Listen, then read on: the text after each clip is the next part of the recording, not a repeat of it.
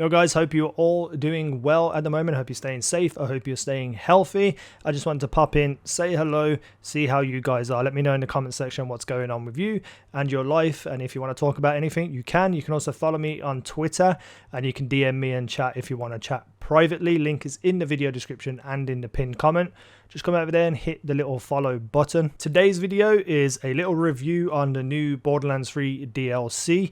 I don't think I said any spoilers in it, so if you want to watch it, great. If you want to play the DLC first, I highly implore you to do so. If you agree with my review, please hit that like button. If you don't agree with it, please hit that like button anyway, because it helps me out immensely. And let's have a chat about this DLC. Peace.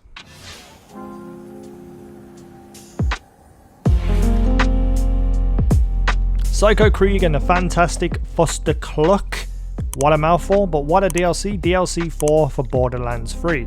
If you're interested, later on today I'll be doing the full playthrough of that DLC. It'll be up in about 4 hours. So make sure you hit that subscribe button and hit the little bell and press notifications to all, and that will tell you when that video and other videos of mine go live. And if you don't want to do that, you can follow me on Twitter. Link is in the video description. I tweet out every single video that goes live when it goes live. If you find this review helpful, please hit that like button and let me know in the comment section if you have played this DLC, what you personally thought about it. Did you enjoy it? Did you not enjoy it?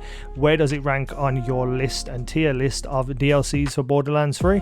Now, I played the Bounty of Blood Roses DLC and I put a review out on it because I didn't like it at all. I thought it was boring, I thought it was bland, I just thought it didn't add anything to the game that's important. Now, with the announcement of this DLC, I was super pumped and super excited because Krieg is a fan favorite and one of my favorite characters throughout the Borderlands franchise. And I will say off the bat, I feel like I was kind of fooled by the trailer. The trailer, you know, very colourful, very crazy, very manic, but looked aesthetically pleasing, and I thought it was going to be that way throughout the entire DLC. But I will say, even though the aesthetic was so much better than bloody Bounty of Blood, it did also feel kind of bland colour wise, but like visually it was incredible. Like, you know, all the crazy stuff that's happening in the backgrounds and out in space and stuff, and you know what's happening in Krieg's mind, the concept of that and the implementation of that was incredible. Super well done. But I am a bit disappointed that there wasn't more color splashes like the trailer led me to believe. But small criticism from me there on how it looks aesthetically and visually, because it was brilliant from start to finish. Now, I try not to leave any spoilers in this video, but please be warned, I may slip up and say something. But the campaign for me was well written, it had great progression, and it had a satisfying end. It didn't have the big impact blow that I wanted it to have, but as a satisfying story from start to finish, I think it was really well done and really well put together. We see the return of some great characters, we see them implemented in different ways into the story from what we have noticed before, quote unquote the evil versions of them. But we also get to delve into Krieg's past and basically what made him into a psycho crazy mother effer, or a Fusterclucker, is that a word? I don't know. And I think even though it's all crazy in his mind and it's all over the place, I think thematically the story worked from start to finish. It was well told, especially well written as well, and incredibly voice acted by whoever voices both the Kriegs if it's not the same person. And like the camaraderie and the connection between both sides of Krieg's psyche was just great. It was so fun to watch, so fun to experience. It was just great. Now, I do believe throughout this DLC there's an underlying story about real world mental health, and looking at it from, you know, Krieg's crazy mind, there's this overwhelming feeling for me, knowing and repairing my own mental health over the past couple of years, that it's very much mirrored in this story. You know, the anger, the rage, the confusion that comes with negative mental health is all depicted within Psycho Krieg's head, but there's also the logical side of Krieg too, which a lot of people with mental health struggle with, because if you have this logical side, why are you so negative and have all these bad experiences? And I won't really delve into the psychology of it, but I do feel like there's a really good woven in story about mental health. Now let's talk guns and weapons, because that's what Borderlands 3 is about.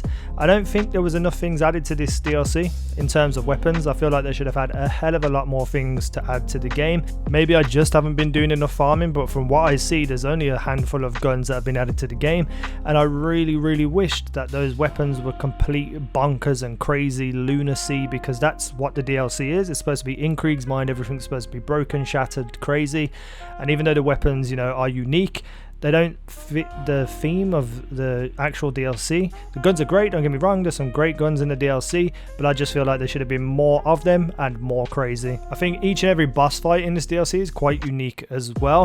Unfortunately, when I played through it, I turned Mayhem off and was playing with my super OP Moe's Iron Bear build, so I didn't really get to experience the fights properly, but they do seem like they could be really challenging, really difficult fights if you are set up with Mayhem 10 and, you know, you're not using an overpowered build. This could be a real challenge and a real good DLC for people who want that challenge, while also providing you with big targets for you to take down if you like to use overpowered builds too. I really did enjoy the idea of going from memory to memory and fighting different bosses in those memories tied to Krieg and his history and his past.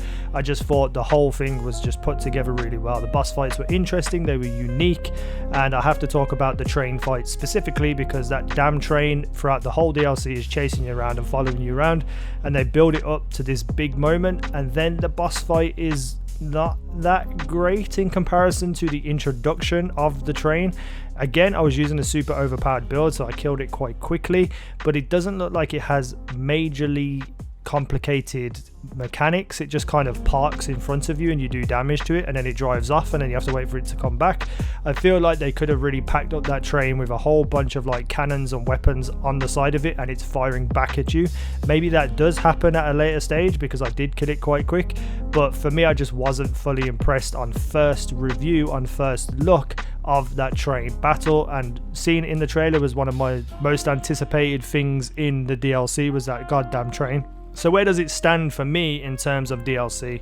Now, it's definitely better than the first DLC. It's definitely 1,000,000% better than Rose's. But for me personally, I think Guns, Love and Tentacles was just an all-round better story. Loads of weapons, you know, the whole world was just better and more pleasing for me. It was just a more fulfilled DLC. So Guns, Loves and Tentacles would be my first DLC in the tier list. Psycho Krieg and the Fantastic Fustercluck would be second.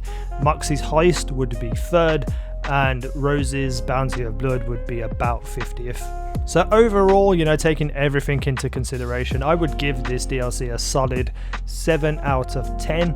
You know, it's good, it's fine, it does the business, it has a lot of interesting, unique experiences, it has some cool bosses, it has a handful of cool weapons. There are definitely things they could have done, like increase the amount of weapons and, you know, just little things here and there just to make the DLC a little bit better.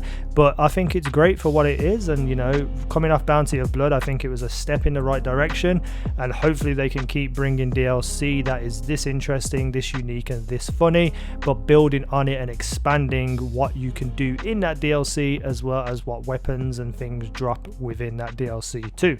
But as always, this is my opinion and my review and my first look of the game. I'm going to go back, I'm going to farm some things, I'm going to look more in depth into it, and if you want to watch the full Let's Play, it will be on the channel in a few hours from now. Let me know what you think down below in the comment section about my opinions, with also your opinions about this DLC and all that good stuff. Thank you for watching. I've been easynow. You guys have been awesome.